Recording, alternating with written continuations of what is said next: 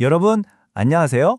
오늘 다뤄볼 내용은 조금 흥미롭고 어쩌면 좀 답답하게 느껴지실 수도 있는 2026 5월 최신 경제 상황입니다. 연일 뉴스에서는 주식시장이 역대 최고치를 경신했다면서 축포를 터뜨리는데 막상 우리 지갑 사정이나 내 주식 계좌를 보면 나는 왜 이러지? 싶으실 거예요. 도대체 겉다르고 속다른 이 경제 헤드라인들 뒤에 어떤 진짜 이야기들이 숨어 있는지 오늘 싹 다 풀어보겠습니다. 자, 시작해볼까요? 오늘 짚어볼 핵심 포인트들입니다. 코스피 7300 돌파의 진짜 의미, 시장을 독주하는 반도체, 씁쓸한 K자형 시장 상황, 그리고 우리의 대출이자와 직결될 깜짝 성장 소식, 마지막으로 100달러 아래로 뚝 떨어진 유가 이야기까지. 핵심만 빠르게 짚고 넘어가 보죠. 자, 첫 번째 이슈입니다.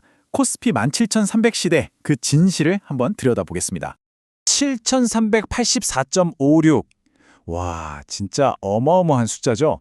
지난 5월 6일에 코스피가 하루 만에 무려 6.45%나 껑충 뛰면서 7,300선을 말 그대로 산산조각냈습니다.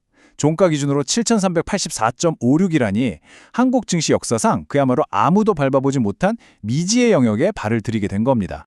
그런데 말이죠. 여기서 되게 껴때리는 질문 하나 던져보겠습니다. 속으로 다들 한 번쯤 생각해 보셨을 거예요. 아니, 뉴스를 보면 맨날 역대 최고점이라는데 도대체 왜 내 주식 계좌는 아직도 새파랗게 질려 있는 거지? 맞습니다. 시장은 날아가는데 내 계좌는 왜 이 모양일까? 이 엄청난 모순의 이유, 지금부터 낱낱이 파헤쳐 드릴게요. 두 번째 이슈, 시장을 장악해버린 헤비급들 이야기입니다. 바로 반도체 독주 현상이죠. 지금 이 미친 듯한 증시 랠리요? 솔직히 말씀드리면 경제 전체 체력이 좋아져서 오르는 게 절대 아닙니다. 이게 다 AI 붐이랑 역사적인 반도체 슈퍼 사이클 덕분이에요. 이 두 개가 기술주 수출을 엄청나게 끌어올리고 있거든요. 그러니까 AI 시대가 오면서 폭발해버린 메모리 반도체 수요가 혼자서 지금 증시 전체를 하드캐리하고 있는 그런 상황인 거죠. 이걸 수치로 보면 진짜 기가 막힙니다. 5월 6일에 코스피가 그 난리가 났을 때 진짜 주인공은 딱 두 곳이었어요. 삼성전자가 하루 만에 14.4%, SK하이닉스가 10.6%나 폭등했거든요. 근데 더 충격적인 게 뭔지 아세요? 이 두 거인 기업이 지금 코스피 전체 시가총액의 거의 절반, 무려 47%를 차지하고 있다는 겁니다. 와, 진짜 말이 안 되죠. 사실상 한국 증시의 절반이 이 두 종목 움직임에 따라 춤을 추고 있는 겁니다. 세 번째로 넘어가 볼까요? 정말 씁쓸한 현실이죠. K자형 주식시장 양극화입니다. 이제 포장지를 좀 벗겨내고 민낯을 한번 보죠. 코스피 지수가 7,000을 돌파하면서 샴페인을 터뜨리던 바로 그날, 실제로 주가가 오른 종목은 딱 200개밖에 안 됐습니다. 반면에 무려 679개 종목은 오히려 가격이 떨어졌어요. 종합지수는 막 하늘을 찌르듯이 올라가는데 대다수 기업들의 주가는 땅굴을 파고 있는 겁니다. 완전 극명하게 승자와 패자가 갈리는 그 유명한 K자형 양극화가 펼쳐진 거죠. 아까 제가 왜 내 계좌만 마이너스일까 했던 그 씁쓸한 질문에 대한 정답이 바로 여기 있는 겁니다. 구체적으로 어떤 섹터들이 소외됐는지 보면 마음이 좀 아픕니다. 방송통신, K컨텐츠, 헬스케어 이런 업종들은 줄줄이 2% 넘게 떨어졌거든요. 결국 통계를 내보면 전체 시장의 80% 정도 되는 종목들은 지금 이 화려한 코스피 폭등잔치에 초대조차 받지 못했다는 겁니다. 철저하게 소외된 거죠. 자, 네 번째 주제입니다. 이번엔 거시경제로 시야를 넓혀서 깜짝 성장과 한국은행의 딜레마를 살펴보겠습니다. 주식시장 말고 경제 성장률 상황을 볼까요? 최근에 발표된 2026년 1분기 실질 GDP 성장률이 1.7%로 나왔습니다. 이게 어느 정도 수치냐면요. 한국은행이 처음에 한 0.9% 정도 나오겠지 하고 예상했던 걸 거의 2배 가까이 훌쩍 뛰어넘은 겁니다. 말 그대로 깜짝 성장, 어닝 서프라이즈인 거죠. 경제가 침체될까 봐 걱정했던 분들에게는 갑자기 분위기가 확 반전된 셈입니다. 이 엄청난 성적표를 보고 글로벌 투자은행들도 가만히 있지 않았죠. 당장 JP모건은 올해 한국 경제 성장률 전망치를 무려 3.0%로 대폭 확 올려버렸습니다.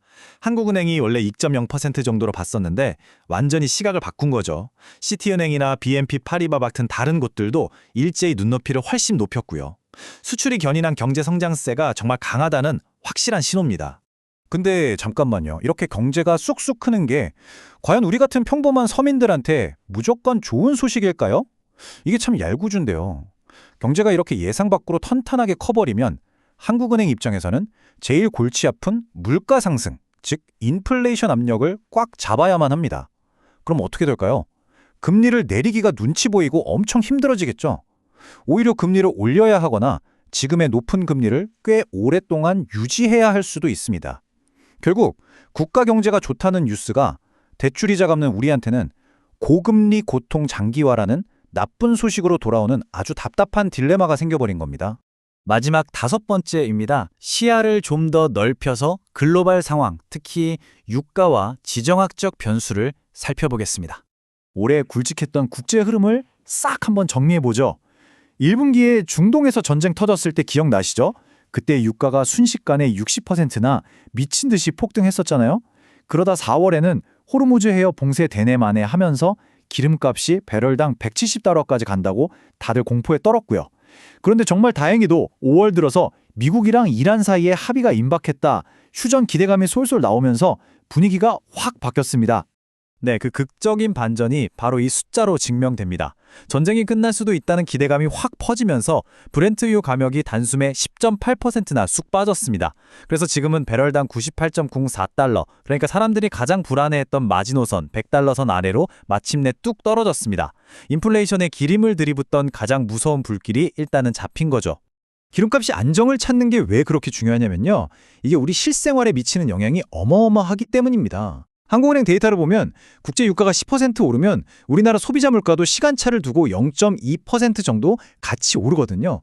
그러니까 유가가 얌전해져야 물가도 잡히고 그래야 비로소 한국은행도 안심하고 대출금리를 깎아줄 여력이 생긴다는 뜻입니다. 결국 저 멀리 중동의 평화가 내 집 마련 대출이자를 결정짓는 마스터키인 셈이죠. 자, 오늘 내용 쫙 한번 정리해볼까요?